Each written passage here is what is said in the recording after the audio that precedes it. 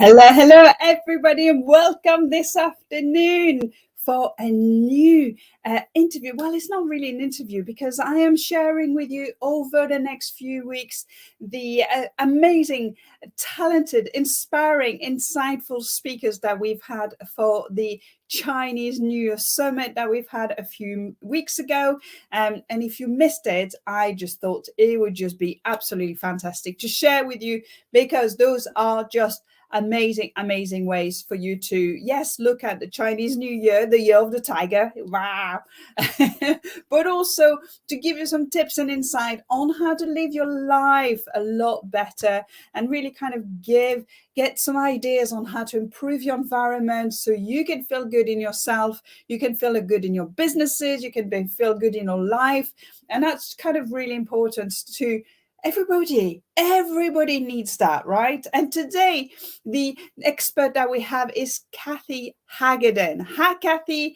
Is based in the UK. She's learned Feng Shui throughout the years and throughout helping over 5,000 homes, Feng Shui their homes. And she's very passionate, and we've got so much in common. Absolutely love speaking to her about her. But let me just introduce you to Olga, who is going to introduce Cathi a lot better than me. Hello. How are you? I was practicing. So Catherine taught Feng Shui at universities and colleges and had been in over, embrace yourself, 5,000 homes as a health professional and consultant. After being in so many homes and offices, she could see the patterns of people's health, wealth, and relationships when they were deeply influenced and defined by their surroundings. Your main strength is helping people make simple changes to their homes, businesses, and retail spaces, making them value the power of Feng Shui. Today, Catherine will introduce us to the art of balancing our life in a world of infinite distractions, which is a constant challenge for us all, right? Sure. As you might know, at the basis of Feng Shui lies the philosophy and technique of how to introduce the 5 energies into our life and our surroundings. So Catherine will show you how to ensure you have a reminder of all 5 elements for health, wealth, and relationships in your home, in your business, and retail space, wherever you are. So please put your hands together and welcome our fabulous Catherine onto the stage. Give applause, give applause. The stage is yours. Thank you. Well, first of all, they say just turning up is 99% success. And thank you everyone today, presenters and listeners who've come to find out more about this subject. You're going to go away with so much ways of how to apply some of these tips. And that in itself will change the energy in your own home and possibly in the world, just by implementing any of the tips that any of the speakers have spoken about so far.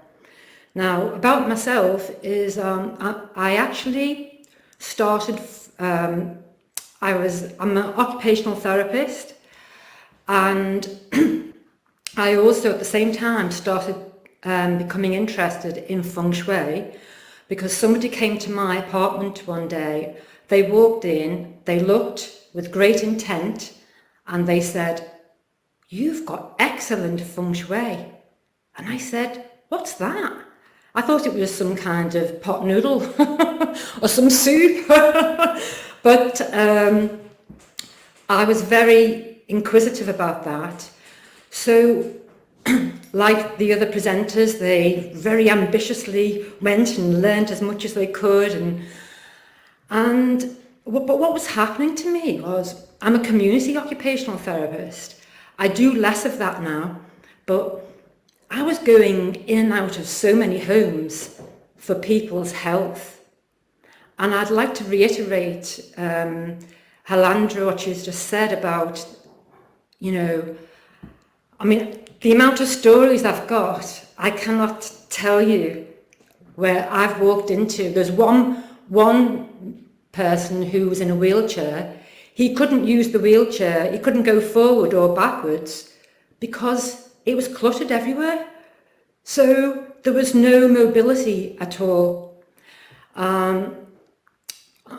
I've turned up at homes where the couple are sitting outside in the grass in the sun, and I've said, why aren't you in the house? They said, there's no room. It's full of our clutter.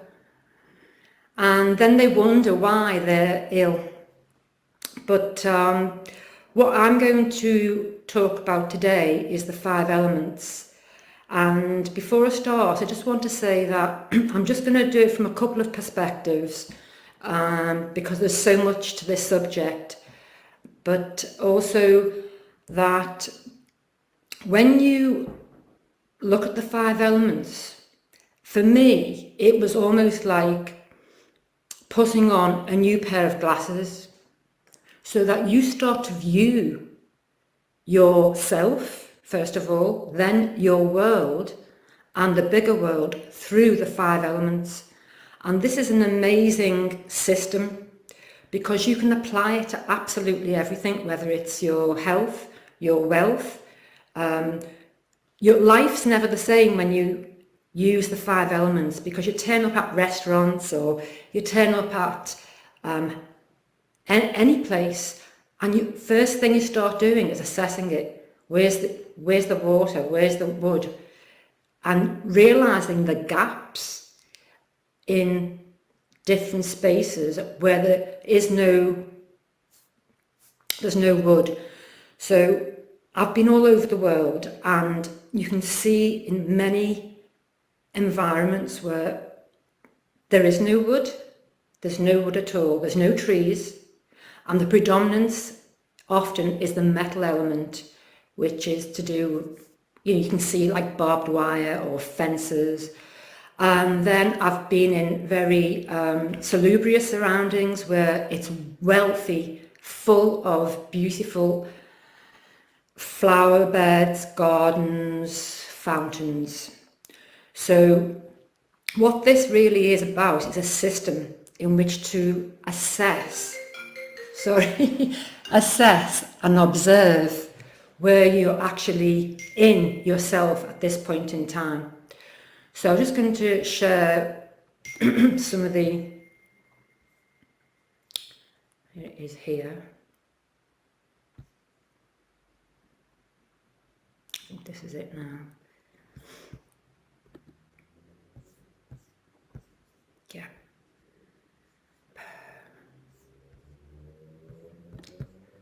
Okay. So as we said, we're talking about the 5 elements. And in those 5 elements, we're trying to bring in 17 hours. we're trying to bring in a balance. So can you see all the distractions already? These distractions are going on all the time in our lives. And I was learning about Feng Shui before there was smartphones, and we had distractions then. So the devices we have in our lives, the metal element, has really ramped up. But I'll explain what I mean by that. Our main focus is trying to get a balance, and there are so many distractions around us that is very difficult to obtain. And Feng Shui, like some of the presenters have already reiterated, it's all about change. When we learn about what things to change in our environments, people think, oh, well, I've got it now. That's how it's going to stay there like this for the rest of whenever. But what they don't realize is that things have to keep moving. They have to keep flowing. And so you have to have a resilience within yourself. And how do you get that resilience and also maintain a balance within yourself? So the first perspective is getting that balance and realizing that everything in creation is about these 2 energies, the yin and the yang. They fall into they fall into everything that we do in our life. We're always making decisions between up and down, in and out, this one or that one. And so decisions are always being made by us as human beings all the time. And so these are two different entities, but they need each other. You can't have one without the other. As in the Tao, they say, you can't know beauty unless you know something ugly. So, you can't really appreciate beauty until you've seen something else. It's all in contrast. So we're always oscillating. We're oscillating between, this direction, that direction, and decisions and choices. And the name of the game is to, on one way, be somewhere in the centre, but that doesn't happen in life. Like we know, we've had all these distractions and we go down certain roads and realise that's not the road you want to go down. So these are yin and yang, these are referred to as yin and yang, negative and positive. And in creation, these are the two obvious energies. But when you look a bit closer at these energies, they are broken down into the five energies. So they all have a different relationship with each other. So this is the aim of the game, is to get this balance. But we're having to also look at these five energies also. So here we have so this is a system. And so you can look at anything, you can look at yourself. As Gillian mentioned earlier on, she was talking about the five elements within our bodies. So each organ is represented by one of these elements. So, for example, wood element is the liver and the gallbladder. And the water element is symbolic. So I want to emphasize that on one level, the five elements is all about symbolism. It's all about representation and how you bring that into your body, but also how you bring it in and around where you live, into your space. The water element, that's the bladder and the kidneys. So you can actually treat yourself by realizing which elements are struggling inside your body. But today we're just looking at the Feng Shui, the outside. But they all relate to each other. They're all communicating all the time. Having been in so many homes, I am a firm believer in that what's going on in the environment, your cells, like Bruce Lipton says, your cells are picking up on the vibrancy of the environment in which you find yourself in. So let's understand this system a little bit better. So the earth element is anything, the earth element, it has two sides, a yin and a yang. So if we're looking at earth, we're looking at anything that's still. And the yin element would be of earth is stillness, not moving. And the yang is a major move, like a big volcano. Now, remember that what I'm talking about is all symbolism, and you're going to be bringing these energies into your surroundings. Okay? So as I'm talking about this, remember that it's not just theoretical, it's not just an idea. It's going to be implemented in and around where you live. So the metal element, now this is often termed the air or ether in other systems like the Indian system. So the metal element, or what are we talking about there? We're talking about, it represents the mind, because the mind is the creator of everything. So if you look around you now, someone created with their minds, and that's why the mind is represented by metal, because you need a mind to produce the idea. And the clarity that the metal element gives is what produces everything that's around you now. Someone else's mind produced that. So these all relate to each other, of course. So the earth produces the metal. So that metal can be represented through jewels and gold and copper and silver. Now think about the financial system at the moment. You know, you could represent, if you want to bring in some finances, you might represent that with gold and silver coins. That's just one example. The metal carries the water, but metal is also carried by water. So the water element is representing a flow, and the flow inside of us is not just the blood or the lymph, but it's also representing our emotions. So how do we handle our emotions, and what is showing up in our environment that tells us that our emotions are not balanced? And well, water is also represents wealth. So I'll come on to that a little bit later on. Then water feeds the wood.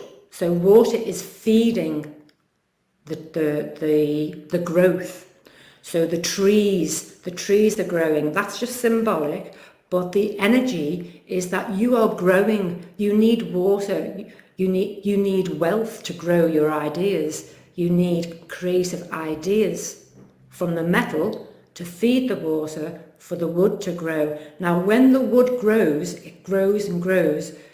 It has to be pruned, or it has to be used. So it's like you've come here, you've come with the information, you've got some information, and then you're going to be thinking, and you're going to be feeling it. Well, how does this feel? It's the emotions. And how are you going to grow this information? And then the next process is how you're going to action it. Right? And then, so this is where fire element is about passion, it's about fun, and it's about action, taking action on your ideas. Now, why does anybody do anything? Why do we act? Why do we take action on anything? Well, we want results. And so the fire element is shown up in the earth, because earth manifests. It's the manifestation of our action here. Okay, and then when you've achieved something in the earth, when you've got the results of your action, you start to sit back. Have you ever noticed when you've achieved something, you think, great, and as you're letting go, it's when you're relaxing and letting go that the new ideas come in. Okay, so this is how these symbols can be represented in our surroundings. So the earth is often shows up in a square. The metal is shown up as a coin, but actually how I've understood it over the years is that the metal element is like a scythe. When you cut like a pair of scissors, the mind cuts like a pair of scissors. So when you're creating, you are creating something with your mind, and then you're flowing it. So these colours are also indicative. If you want these elements to show up in your environment, then you would use colour to symbolise that. And then you've got the oblong, the kind of columnar shape for the wood, and then the triangle for the fiery element. And so you need, I'm not saying one is better than the other. No, you need a little bit of all of these elements. So to bring it back to nature, nature knows best, is your inner world creates your outer world. But why we're here today is that there's a feedback system. There's a feedback system in our environment, that what we see in our environment is reflecting back to us how we feel about ourselves. And nature has to cooperate. So what the 5 elements are about is cooperating with all the 5 different aspects in you. For example, the earth. Are you earthing yourself? Are you being creative and using your mind for your wealth and your health? Are you taking care of your emotions? You know, are you looking after yourself that way? Are you growing yourself? And finally, are you actually honouring your ideas by taking action? So here's nature. In order to grow the tree, which is you are the tree and you want to grow. You need the nutrition from the earth, the soil, and you need the coppers and all the different metals that are in there, the minerals in the soil to grow the tree. You need the water to feed the soil, to feed the tree, and then you finally need the fire. You need the fire element to feed the tree. And finally, if you want all those working together, you produce the fruits. So if one is lacking, and I want to say something at this point that I have discovered, if there's not enough minerals in the soil, then the fruits aren't going to bear as well as they could or should. And what I'm finding is that people's health is being depleted because they're not thriving, because the minerals, the elements are not in the soil. But that's another debate for another time. So who are these 5 people?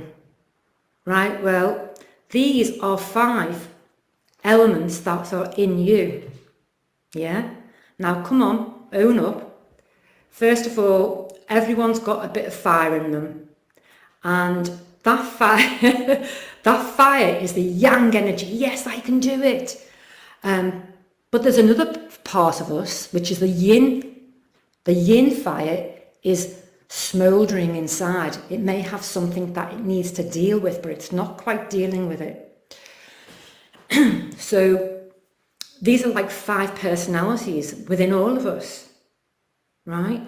And the thing is, which one are you going to grow? Well, you're growing them all, but the first step is to assess yourself and become aware of your own fire energy. And how is the wood energy in you? Are you growing? Are you, as Halendra said before, are you investing in your education? Are you investing in your own growth? Are you learning? And you see, the wood element is like a tree. It will bend to accommodate everybody else on the outside. But sometimes on the inside, the yin side of wood is stubborn. It's not going to, it doesn't want to grow. No, I don't want to grow. So which part of that is you, inside of you? And then you've got the water, the emotional side of you, the emotion that is seeping over into emotions, too many emotions, or the frozen. You're so frozen that you don't think you've got any emotions. And then you've got the metal element that is overthinking and can be quite cutting, and that cutting aspect is cutting you because you're too harsh on yourself. But then the yang part of the metal is creativity, getting those ideas out there, let people hear how you think, what you're saying. And then there's the earth element in you, and the earth element is being still and solid and secure. And the other side of the earth element is the yin, which is more dormant. There's something there and it's not quite moving. So we have all of this inside of us. So to get ourselves balanced, we want, if there's a shortage of a certain element, and we're all different, I may be two thirds fire and 1/3 water. It's a self-assessment of yourself. What do you need to be putting in your own environment? Because what you have in your own environment, right, is your story. Your story, your environment is your mantra. Your environment is your mandala. And how does that show up? Well, look around where you are now. What does your story about you in your environment telling? What's it saying about you now? What's it saying? Where are the colours? Where's the dynamism? We're just looking at colours here, but we can also look at the sounds. We can have metal chimes. We can have ceramic chimes. We can have glass chimes for the water. We can have aromas. So when you go into a space, wow, spicy, exotic fire oils, the aroma. So if you want a party, you're going to bring in those kind of fire element, yang, essential oil smells. And it's the same for the wood. You have the woody aromas.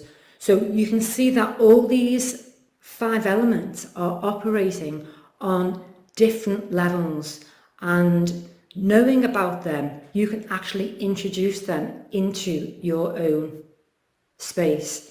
But it's getting a balance, and not to dismiss the fact that all these 5 elements are not all friends. Let's put it that way. So the fire can put out the water. Yeah, too much fire, you're going to put out the water, which is your emotions. And, too much of the wood, the metal will chop that down. So be aware that it's a fine balance. So I'm going to show you, I just wanted to show you, for those people who are, it's a new concept.